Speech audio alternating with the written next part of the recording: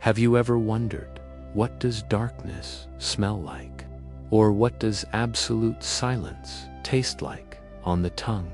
Perhaps, when you look up at the night sky and you see that round, luminous disk hanging suspended in the sea of stars, you imagine it as a cold jewel, sterile, pure, a silent stone, clean and completely empty. But the truth is far stranger than you might think. Did you know that the moon has a scent? A very distinct, very aggressive scent. If you could stand there right now and take off your helmet, just for a moment, risking everything to inhale that thin, near vacuum atmosphere, you wouldn't smell damp earth. You wouldn't smell the salt of the ocean. And you certainly wouldn't smell cheese, as the old fairy tales would have us believe. The scent that would greet you, hitting your nose with a sharp, stinging intensity, is the smell of gunpowder. Yes, gunpowder, the smell of spent firecrackers after a celebration, the smell of ash and charcoal, the scent of a battlefield lingering on a world that represents eternal peace. Hello, and welcome to Somnus Sleepy Science. Tonight, there are no exams. There is no need to memorize numbers or analyze data. We are simply going to let our minds take flight, lifting off from the heavy gravity of Earth, drifting towards our most mysterious celestial neighbor.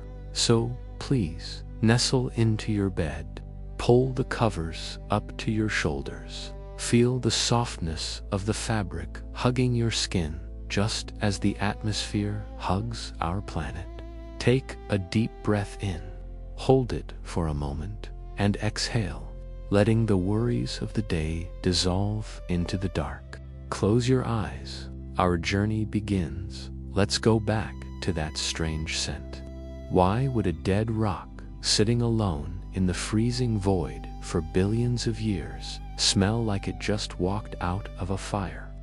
The story begins with the first men who walked there. When the Apollo astronauts climbed back into their lunar module after a moonwalk, they brought uninvited guests with them. Dust. Moon dust isn't like the dust under your bed. It is a fine, abrasive powder, black as charcoal and incredibly sticky. It clung to their pristine white spacesuits, turning them into ghostly gray figures. And the moment they took off their helmets inside the pressurized cabin, the smell hit them. Gene Cernan, the last man to walk on the moon, said it smelled like spent gunpowder. Harrison Schmitt, another moonwalker, described it as the smell of burning charcoal or the acrid air of a shooting range. Scientists believe this is the smell of the universe burning in silence. This lunar dust, known as regolith, has been baking under the harsh solar wind for eons. It hasn't been smoothed down by wind or water like the pebbles on Earth, so every tiny grain is jagged and sharp like broken glass under a microscope. And more importantly, it is chemically charged by the ions from the sun. When that dust was brought inside the ship and it met the oxygen and moisture of the astronauts' breath, a chemical reaction occurred instantly, releasing that burnt, wild aroma. Imagine yourself lying there inside a small, cramped, but warm metal cocoon floating in the void. Outside the window is eternal night, but inside, the air smells of crushed stars, of time ground down into ash. A scent that reminds you that the universe is wild and violent, yet here you are, safe and small, tucked away in your warm bed. And speaking of safety and drifting, there is another truth about the moon that might make you feel a strange sense of longing, a feeling of a slow, silent goodbye. The moon is leaving us right now as you lie still, as your chest rises and falls. With your breath, the moon is inching away from Earth. It is not standing still. It is performing the slowest, longest farewell in the history of the solar system. Every single year, the moon drifts about 3.8 centimeters further away, 3.8 centimeters. Try to visualize that length. It is roughly the length of your pinky finger. Or, to be more precise, it is the speed at which your fingernails grow. Look at your hand or feel your fingertips in the dark. You cannot see your nails growing, can you? It happens so slowly that it feels like stillness. But after a week, a month, you know they have changed. The moon is the same. It is retreating into the deep dark at the speed of a growing fingernail. This departure is so gentle that none of us notice it. But if we could rewind time, go back billions of years to when Earth was a young, molten, chaotic child, the sky would look very different. Back then, the moon was much, much closer.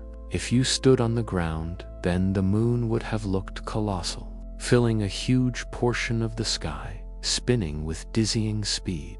Back then, a day on Earth only lasted about 4 or 5 hours. Everything was rushed. Everything was fast, but over the eons, gravity and the tides have acted like an invisible brake. The Earth slowed its spin, sacrificing that energy to push the moon further and further away. Like a mother letting go of a child's hand, allowing it to drift freely into the vastness. Does this slow separation make you feel a little sad, or does it bring a strange sense of peace? To know that nothing in this universe, not even the giant rocks in the sky, stays the same forever. That leaving is sometimes part of the balance. The moon retreats so that Earth can have these long, calm, 24-hour days, so that you have enough time to work, to play, and enough long darkness to fall into a deep sleep. The silent sacrifice of that silver satellite created the rhythm of your own body. Before we drift further down this river of facts, if you feel your eyelids becoming heavy, if your mind is unclenching like a fist opening into a palm, remember, you are safe. You are simply observing the cosmos from the comfort of your pillows. Now, relax your shoulders. Drop them down, away from your ears. Let your body sink deeper into the mattress. Imagine you are lying on a bed of that fine moon dust. But don't worry, this dust doesn't smell of gunpowder. It is soft, cool, and yielding like velvet. You might think the moon is a dead rock, cold and stiff. Think again. Beneath that gray, dusty skin, the moon is still alive in a very quiet, trembling way. The moon is shrinking, just like a fresh, plump grape that slowly loses its water and turns into a raisin with wrinkled skin. The moon is cooling down from its core. As the heat fades, it contracts. Over the last few 100 million years, a mere blink of an eye for the cosmos. The moon has gotten thinner by about 50 meters in diameter. And because its crust is brittle and hard, it cannot just shrink smoothly. It cracks, it buckles, it creates giant wrinkles, steep cliffs that scientists call thrust faults. The moon is getting old, and like us, it is getting wrinkles. But this aging process isn't silent. It creates shivers, moonquakes. On Earth, an earthquake is usually a sudden, violent burst of energy. It lasts for seconds, maybe a minute. But on the moon, everything happens in slow motion. The moon is dry, rigid, and cold. It doesn't have water or soft tectonic plates to absorb the vibrations like Earth does. So, when a moonquake happens, the entire moon rings like a giant bell. Imagine standing in a great cathedral. and someone strikes a massive bronze bell. Bong. The sound doesn't stop. It resonates. It hums. It travels through the air, wave upon wave. The moon does exactly this.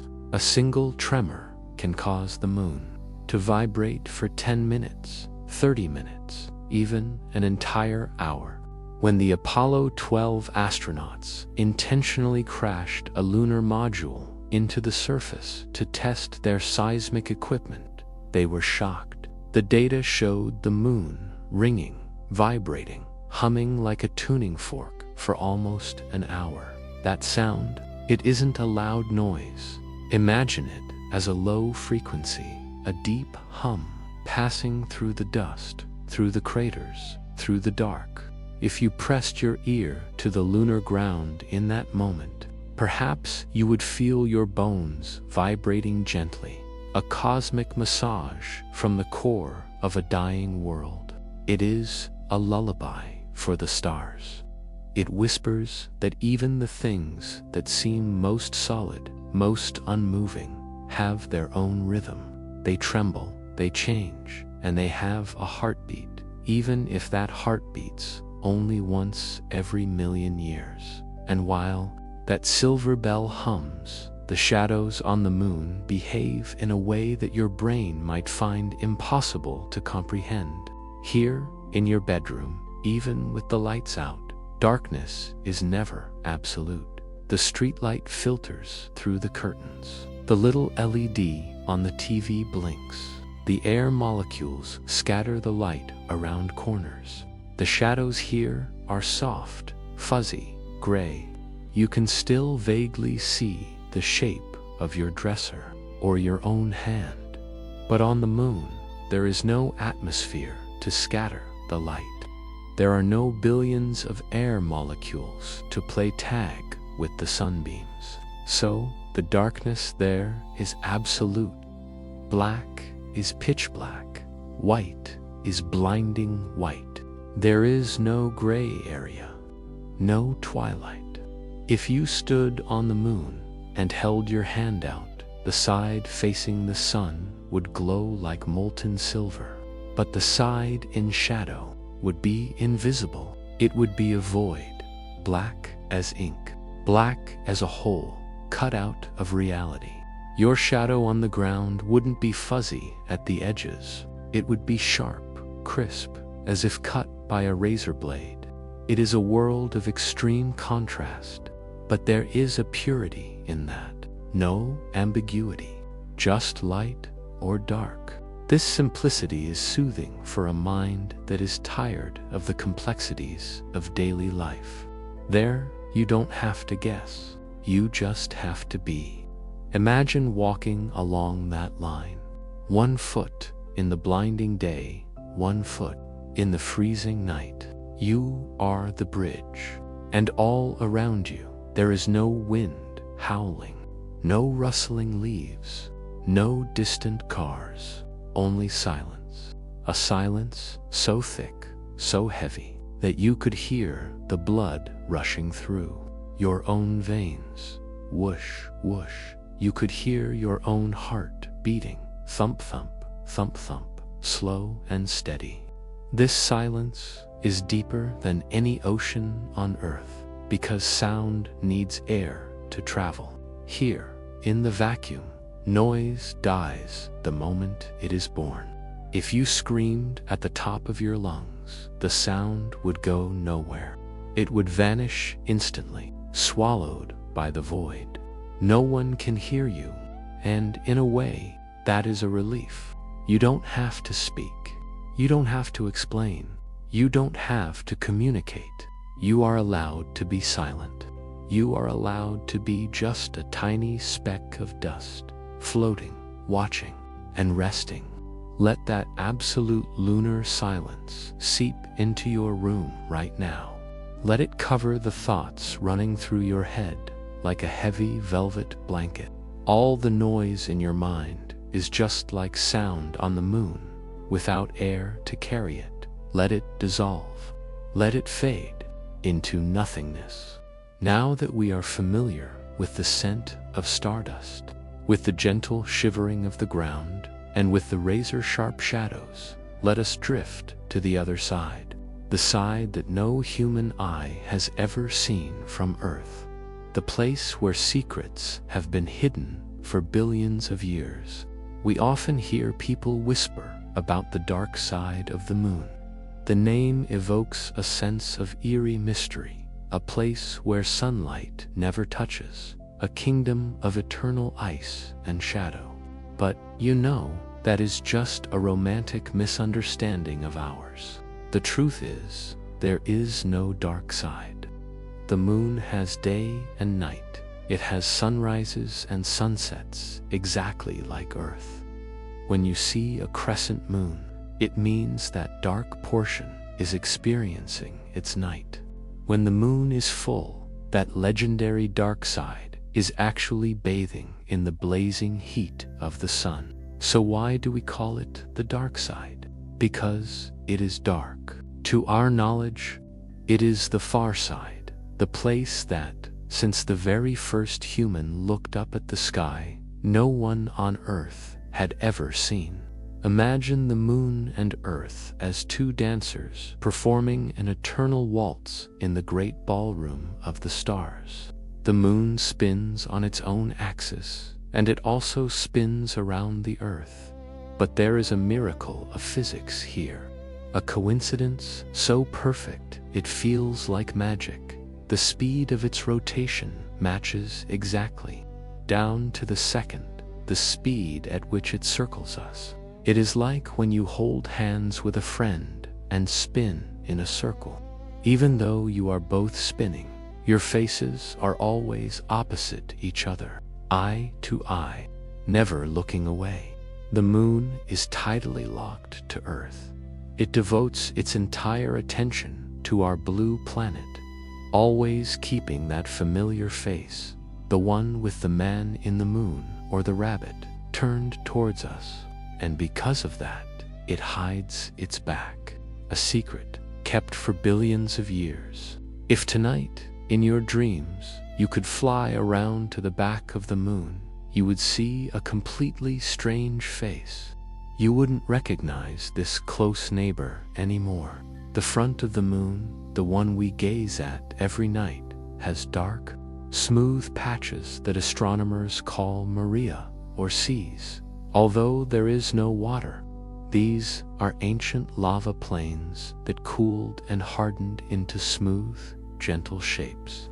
But on the far side, there are no seas. There are no gentle gray patches. The back of the moon is a land of scars. It is pockmarked, rugged, and densely packed with craters. Visualize its surface like a crisp cookie crumbled into pieces, or a sandy beach after a heavy, pelting rain. Why is there such a brutal difference? There is a gentle theory that says the moon used its back to shield the Earth in the early days of the solar system. When asteroids flew wildly like stray bullets, the moon took thousands upon thousands of impacts from deep space, so that Earth could be a little more peaceful. It is a silver shield, battered but resilient, turning its back to the vast universe to protect the sleep of its mother planet. When you think of that silent sacrifice, do you feel a little warmth inside? To know that even in the coldness of space, there is an invisible protection. You are being guarded, even when you are unaware of it. And now, as you lie still in your soft bed, let me tell you about the loneliest moment in human history. A moment that happened right there.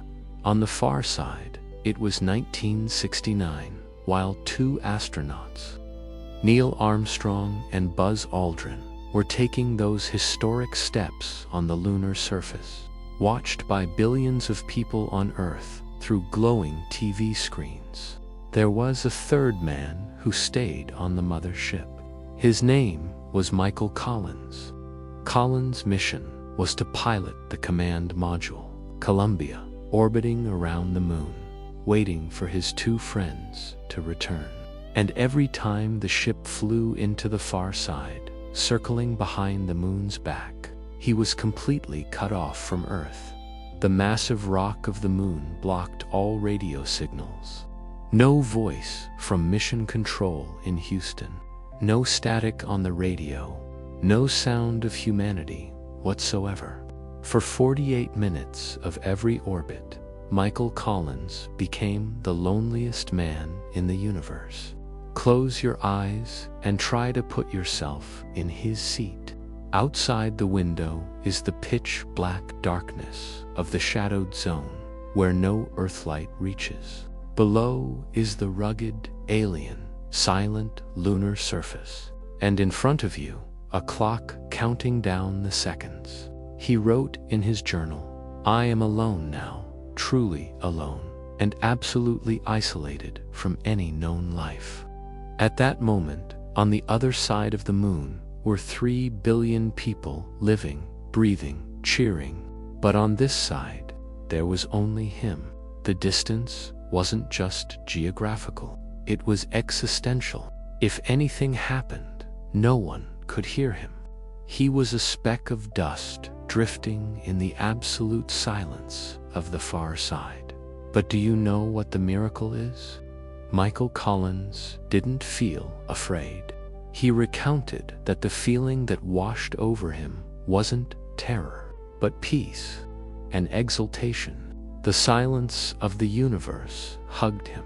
He felt like the king of his own private domain, gifted a quietude that no one on earth could ever possess. No car horns, no ringing phones, no arguments, no pressure. Just him, the ship, and the cosmos. An absolute rest for the soul. Sometimes, our sleep is like Michael Collins' journey into the far side. When you close your eyes, you cut off communication with the outside world. You turn off the worries, turn off the connections. You enter a private dark zone of your own. And don't be afraid of that solitude. Enjoy it, just as Collins did. It is the time when your mind is free to drift, to heal, and to be absolutely safe in its own oasis. If you are listening to this voice and feeling yourself drifting into that soothing dark zone, that is a good sign. Loosen your gripping hands. Let your jaw drop gently. If you are curled up in a warm blanket, imagine that blanket is the protective hull of a spacecraft, separating you from all the noise out there. And by the way, if you feel that the voice of Somnus is helping you find this peace, take just a second, in your mind or with a gentle touch, to leave a subscription mark or a whispered comment about where you are docking your ship tonight. Is it a soft bed or a plush sofa? But don't let that action wake you. Do it like a reflex, in a dream. Now, let our ship drift on. Leaving the lonely but peaceful far side, we glide towards the concept of time. Did you know that on the moon, time does not flow the same way as it does here? If you brought your wristwatch up there, the second hand wouldn't tick with the same rhythm. Time, which we think of as constant, turns out to be as soft and malleable as water. According to Einstein's theory of relativity, the stronger the gravity, the slower time moves. Our Earth has much more gravity than the moon. Therefore, here, time is stretched out a little. But on the moon, with its weak gravity only 1/6 of Earth's, time moves faster. Every day that passes, time on the moon gains about 58 microseconds compared to Earth.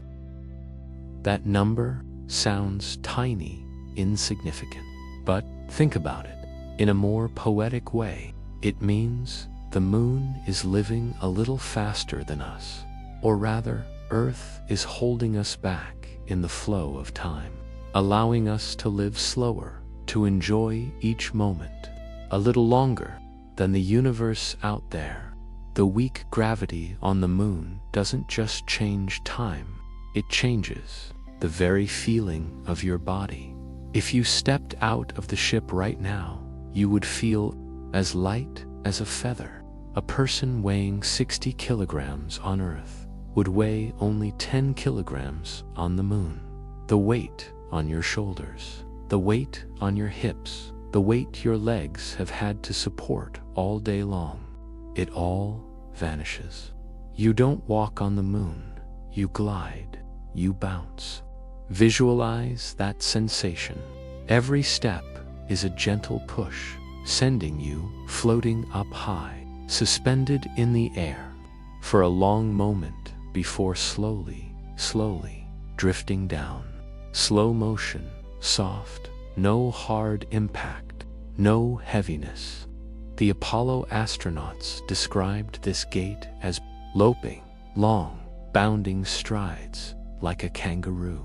They felt younger, stronger, and freer. No compression on the spine, no pressure on the joints. Borrow that feeling for your body right now. Imagine the mattress beneath your back is canceling out gravity. Imagine your body getting lighter and lighter until you feel like you are hovering just a few centimeters above the sheets. Your arms are weightless. Your legs are weightless. Your head is weightless. You are floating in the zero-gravity state of sleep, and in that suspended state, look down at your feet. On the gray dust of the moon, there are marks lying still, waiting for eternity. Marks that will tell us a story about permanence, about things that will never fade, no matter how much time passes. We are approaching the strangest museum in the universe, a place where human memories are kept pristine as the first day undusted. We have arrived at the Museum of Stillness. Imagine walking into a room in your house that you haven't entered in years.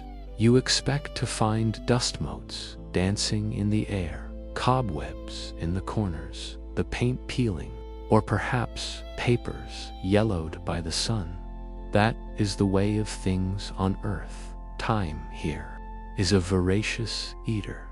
It chews on stone, it erodes mountains, it washes away castles made of sand. But on the moon, time is not a destroyer. It is a guardian. Look down at the ground. There, stamped clearly into the gray, charcoal-like powder, is a boot print. It is the footprint of Neil Armstrong. The ridges of the sole are sharp and defined. The displaced dust around the edges looks fresh, as if the boot was lifted only a second ago, but that step was taken over half a century ago. On Earth, a footprint like that would disappear in moments. A gust of wind would blur it. A wave would wash it smooth. A passing rainstorm would dissolve it into mud. But here, there is no wind to sweep the floor. There is no rain to wash the surface. There are no bacteria to eat away at the materials. That footprint will likely remain there exactly as it is for the next 10 million years. 10 million years. Think about that span of time. Civilizations will rise and fall. Ice ages will come and go. Mountains on Earth will wear down into hills. But that single human mark on the moon will stay pristine, frozen in an eternal second. It is a monument to a moment preserved in the vacuum jar of the cosmos. Does that thought bring you a sense of stability? To know that in a universe where everything changes, everything fades, and everything moves, there is one place where things simply stay. It is not just footprints that dwell in this silent museum. If we could float gently across the lunar surface gliding over the Fra Mauro highlands, we would find 2 golf balls. They are sitting there, white against the gray, exactly where astronaut Alan Shepard hit them in 1971. They haven't rolled. They haven't decayed. They are just resting. Further away, near the Descartes Highlands, lies a small photograph wrapped in plastic. It is a picture of the astronaut Charles Duke and his family. He left it there on the dusty ground before he returned home. In the photo, they are smiling, sitting on a bench in the sunlight of Earth. And now, that smile is resting under the black sky of the moon, while the real people in that photo have aged, their hair turning gray, their skin gathering wrinkles.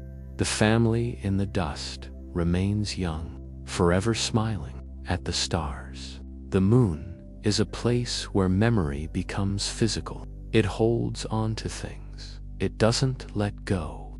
Let this idea comfort you. Imagine that your mind is like the surface of the moon right now. Whatever worries, whatever anxieties you brought to bed with you, imagine taking them out one by one and placing them gently on the gray dust. Leave them there. Walk away. They will stay there, far away from you, harmless and silent, while you float back into the safety of your sleep. You don't need to carry them anymore. The moon will hold them for you. Now, let us drift back in time. Further back than the astronauts, further back than the dinosaurs, back to the very beginning. To understand the deepest peace of the moon, we must understand the violence of its birth, because sometimes the most profound silence is born from the loudest noise. Once upon a time, billions of years ago, the Earth was lonely. It had no moon. It was a solitary traveler, but it was not the peaceful blue marble we know today. It was a ball of fire and magma. And then came they. They was a planet roughly the size of Mars, wandering through the chaotic early solar system. And, as if drawn by a cosmic destiny, they and Earth found each other. They didn't just meet, they collided. It was the most catastrophic event our corner of the universe has ever seen.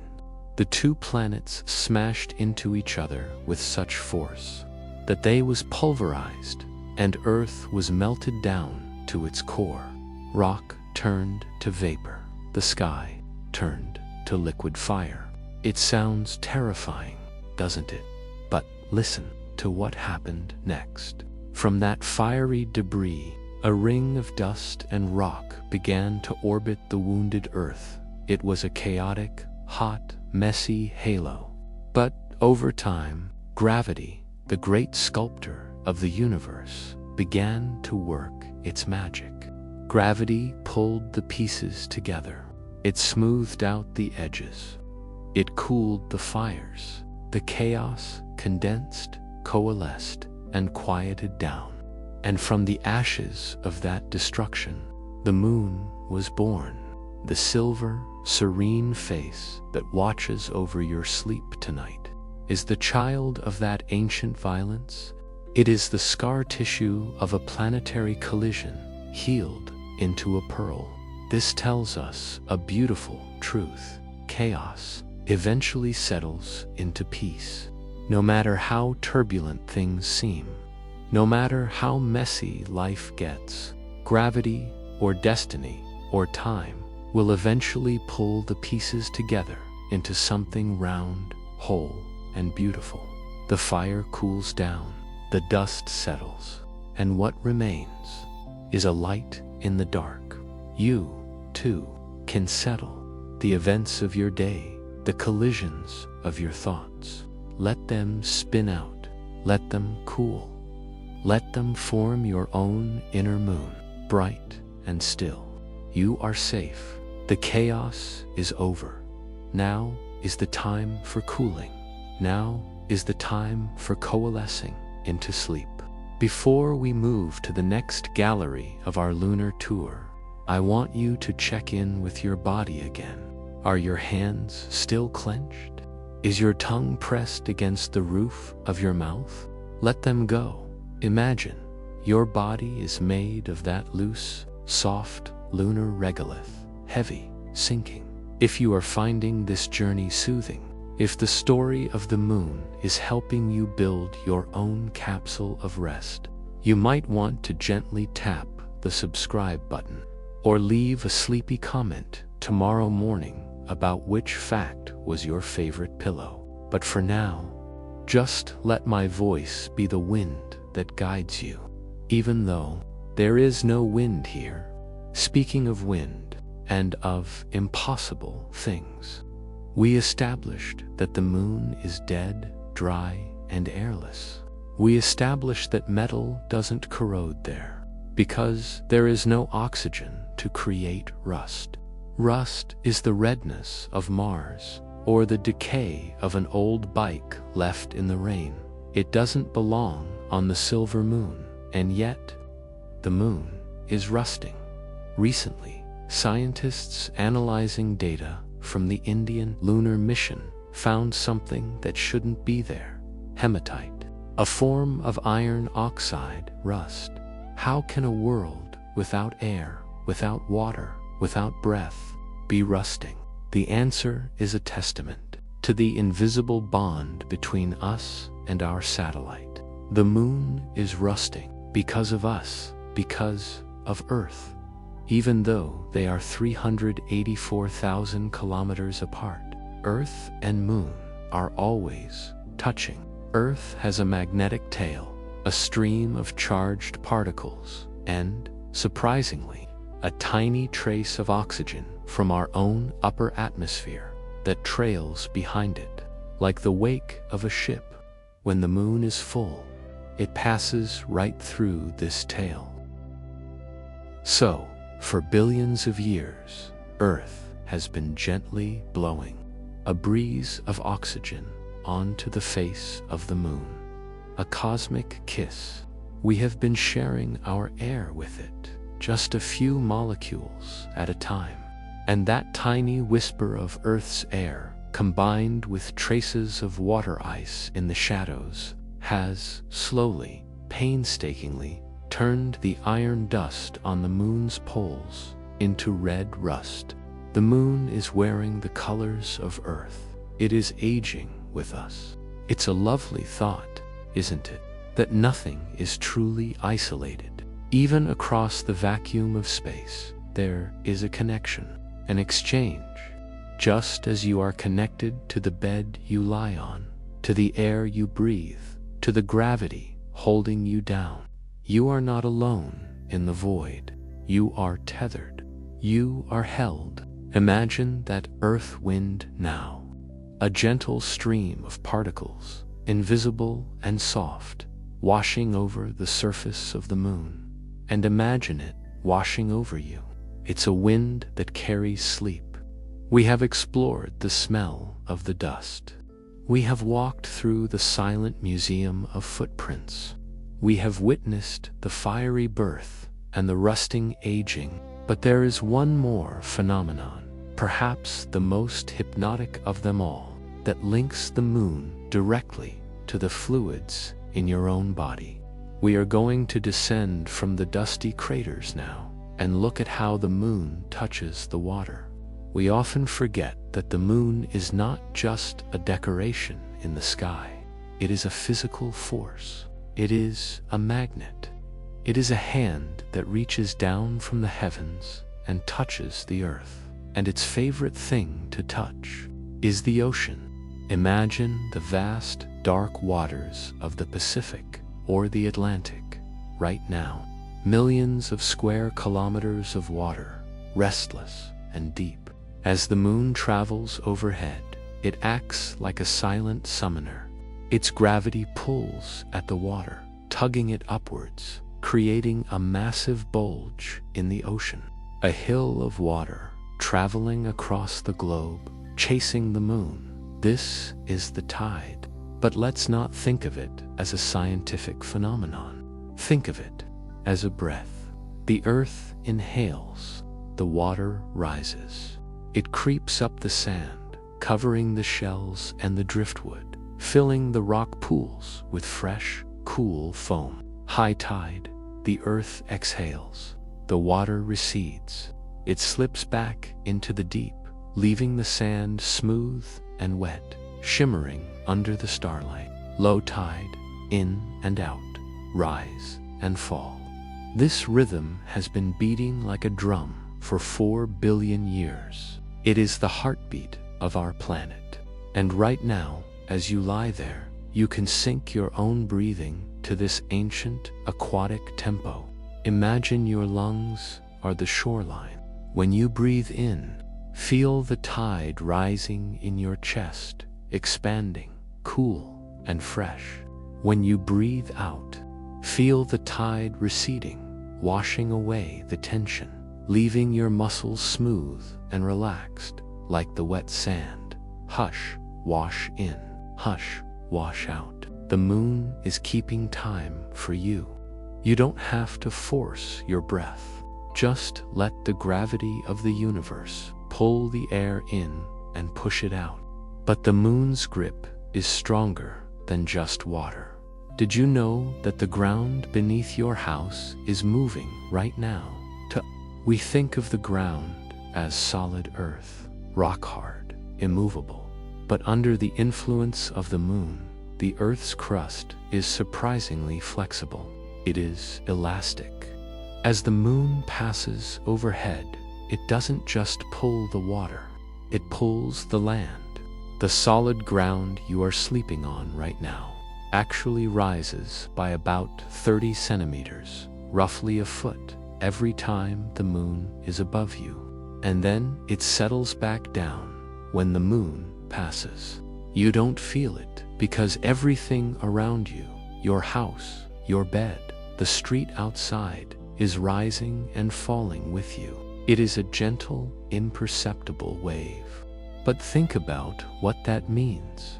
It means you are being rocked, literally rocked. Twice a day, the moon lifts you up towards the stars, cradling you, and then gently lowers you back down. The entire planet is a cradle, swaying in the dark, rocked by the gravity of its silver companion. Feel that sensation now. You are not lying on a static, dead surface. You are lying on a living, breathing planet that is gently swaying you to sleep. A cosmic lullaby of motion. Lift and lower, lift and lower. Allow this rocking motion to soothe the very center of your mind. If you ever felt like you had to hold yourself up or keep yourself together during the day, you can stop now. The earth is holding you.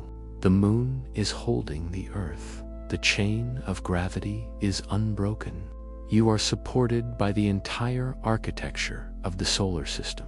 And as we rock gently in this gravitational cradle, let's look at the moon one more time from the perspective of your bedroom window. Have you ever noticed a strange magic trick the moon performs? Sometimes, when you see the moon rising just above the horizon, maybe over a distant tree line or behind the silhouette of a city, it looks enormous. It looks like a giant, glowing lantern, so close that you could almost reach out and touch it. It dominates the sky, heavy and orange and magnificent. But hours later, when it has climbed high into the zenith of the sky, it looks small, a tiny white coin far away. You might think the moon has actually changed distance, that it came closer to say goodnight and then retreated. But that isn't true. The distance hasn't changed. The size hasn't changed. It is an illusion, the moon illusion. It is a trick your brain plays on you, a trick of perspective. When the moon is low, your brain compares it to the trees, the houses, and the mountains, and decides that thing must be massive. It magnifies it in your mind's eye. It makes it grand. But when it is high in the empty void, with nothing to compare it to, your brain makes it small. Why am I telling you this? Because it reveals something lovely about your own mind. Your brain wants the moon to be close. It interprets the world in a way that brings the cosmos nearer to you. That giant harvest moon hanging over the horizon is a feeling. It feels heavy. It feels protective. It feels like a guardian standing watch at the gate of the night.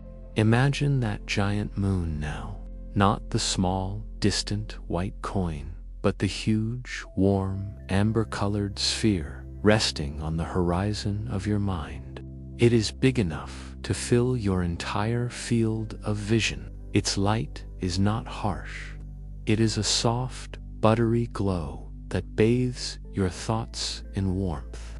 It is watching over you, a silent sentinel, and as it rises in your mental sky, it begins to pull not just the oceans, but your eyelids. It pulls them down, gently, heavily.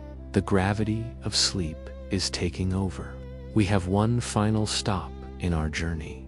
We are going to drift from the physical moon to the moon of dreams. We are going to dissolve into the light itself. We have traveled a long way tonight. We have walked through the sharp, gunpowder-scented dust of the lunar highlands. We have floated over the silent basalt seas of the dark side. We have felt the rhythmic tug of the tides pulling at the water in our own cells. And now the engines of our imaginary ship are powering down. The hum of the thrusters is fading, until it is replaced by a silence so profound that it feels like a physical weight. We are no longer exploring. We are simply drifting. We are caught in the gentle gravity of sleep, circling the edge of consciousness, preparing to descend into the soft, velvet dark. But before we close our eyes fully, I want us to focus on the one thing that connects us to that distant world right now, in this very room: the light. If you were to open your eyes just a slit, not fully, just a tiny crack, and look at the moonlight filtering through your window, or imagine it painting the world outside in shades of indigo and silver, you would be witnessing a miracle of physics. We often think of moonlight as a thing unto itself. We say, the moon is shining, but that is not quite true. The moon has no light of its own. It is a cold, dark rock. It produces no fire, no fusion, no glow. What you are seeing is an echo. Think about the journey of that light.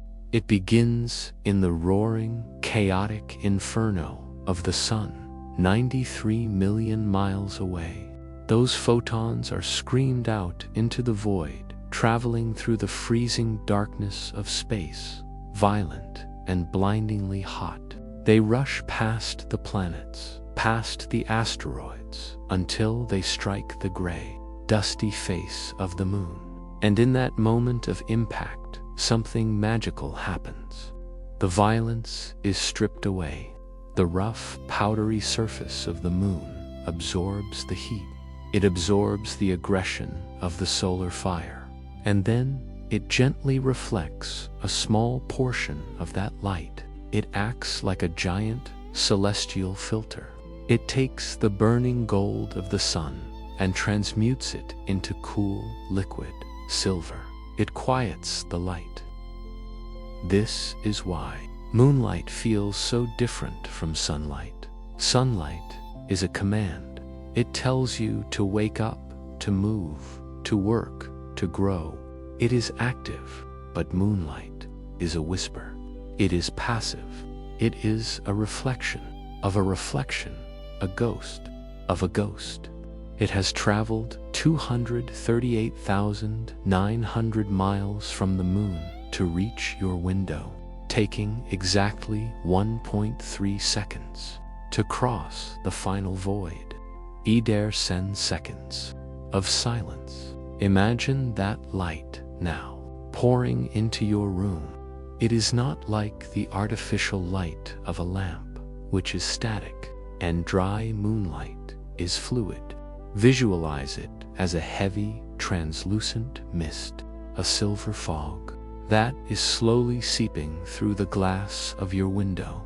It spills onto the floor, pooling in the corners of the room. It flows over the carpet like slow-moving mercury, coating everything it touches in a layer of tranquility. Watch it in your mind's eye. It creeps up the legs of your bed. It moves with the slowness of a glacier. It flows over the folds of your sheets, finding every crease, every shadow, and smoothing them out.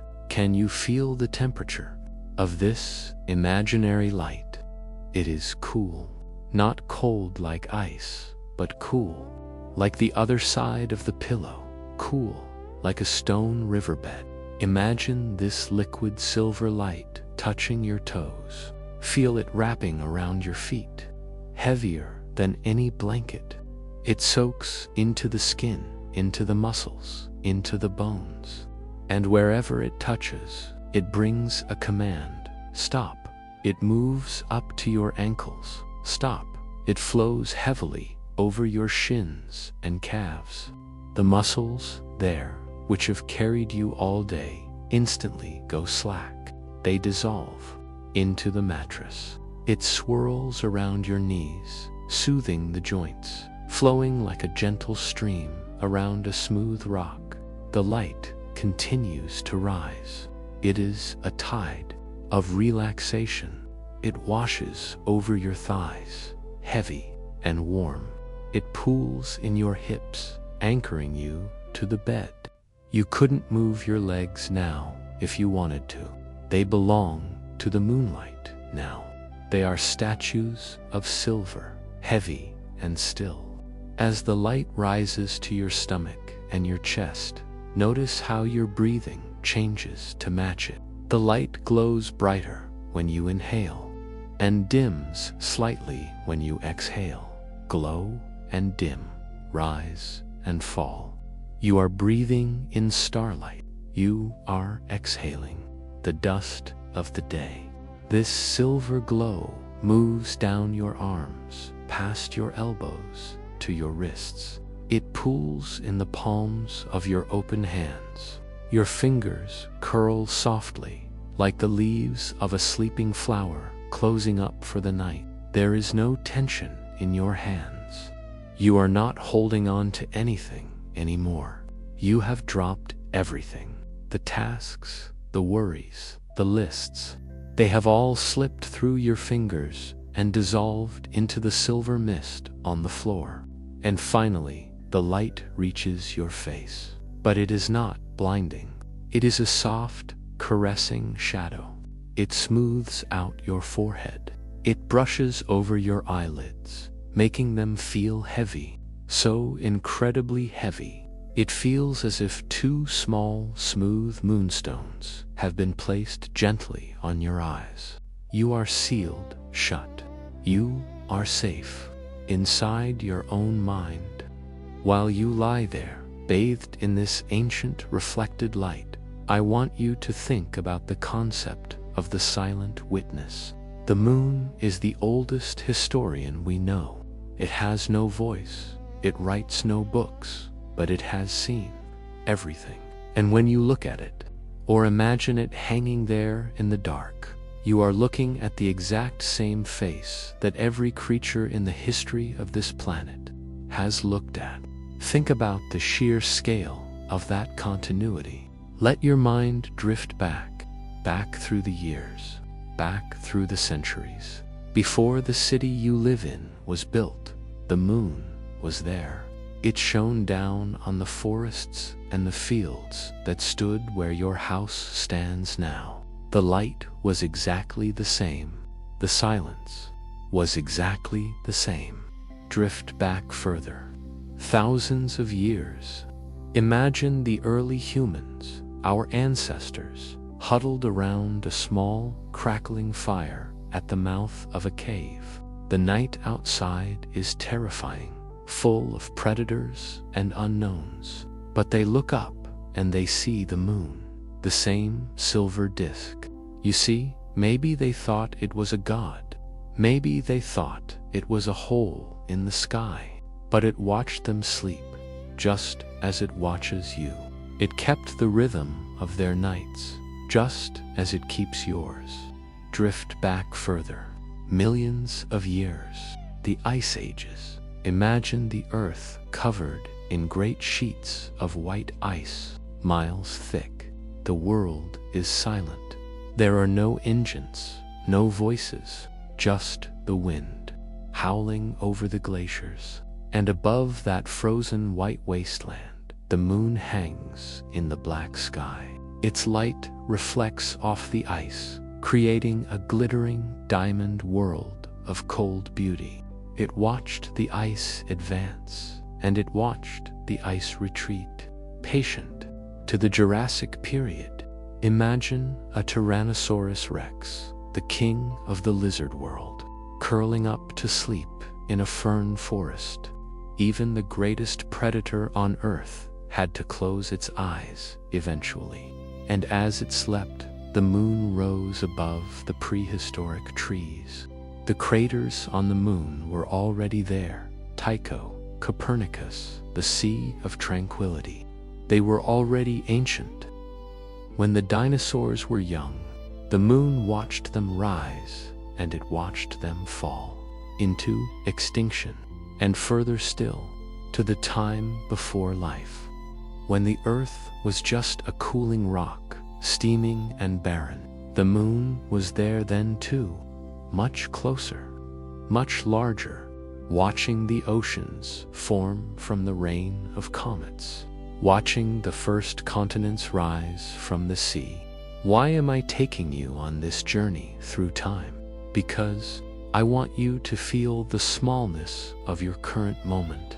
Whatever is keeping you awake tonight, whatever stress, whatever worry, it is so small. It is a tiny flicker. In the vast history of the moon has seen empires burn and forests grow. It has seen the continents break apart and drift together. It has seen it all, and it has remained peaceful. It is telling you, this too shall pass. The night will pass. The worry will pass. But the peace is eternal. You can tap into that eternity right now. You can borrow the patience of the moon. You don't need to solve anything tonight.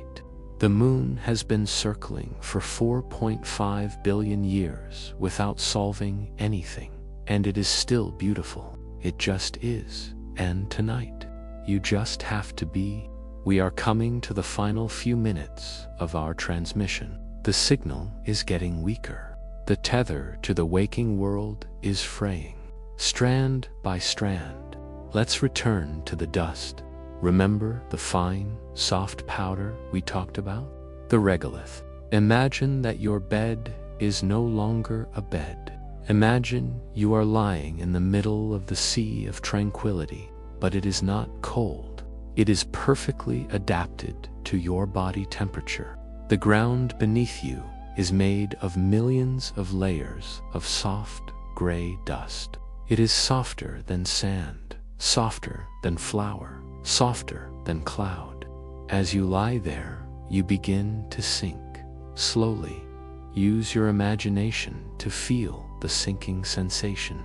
Your heels sink into the dust. Your hips sink deeper, creating a perfect cradle for your body. Your shoulders settle down, buried in the softness.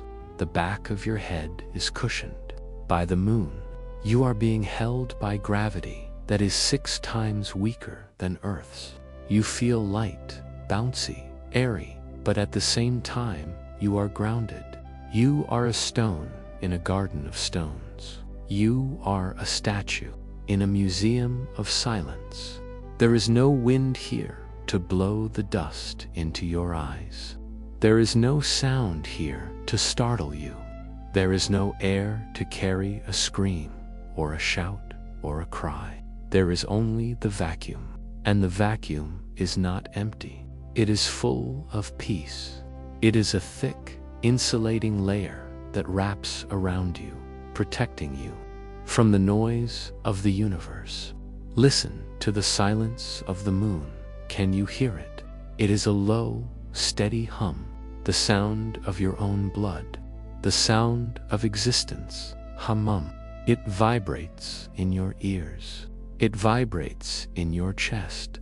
We are made of the same stuff, you know, the calcium in your bones.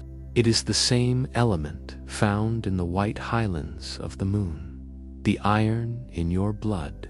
It is the same element found in the dark basaltic seas of lava. The oxygen you are breathing right now, it is the same oxygen that is slowly rusting the lunar poles.